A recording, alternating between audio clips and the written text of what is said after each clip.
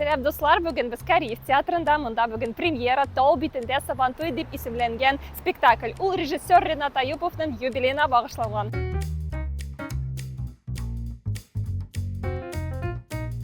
Минем ролем ул бөтенләй мине күрсәтә. Шундый ачык йөзле, табигый кыз, борчылам, ләкин бөтен сүзләремне беләм. Бар да яхшы булачак дип уйлыйм. Кешелек дөньясы табигать белән бергә кушылуы турында бу спектакль. Без кешеләр ничектер үзебезнең яшәешебездә табигатьтән, тереклектән, хайваннардан аерылдык. Шушы аерылу нәтиҗәсендә кешенең сыйфатында ниндидер каршылыклар, көтелмәгән сыйфатлар туа. Менә шушы вакуумны күрсәтер өчен балалар өчен махсус пьеса эшләнелде. Шундый рәхәт эмоциялар белән чыктым, шундый матур уйнадылар. Бүгенге спектакль барышында минем күңелемдә шундый төрле хисләр уянды. Елап та алдым, көлеп тә алдым һәм теләгем бер, безнең татар милләтебезнең гореф-гадәтләрен онытмасак иде.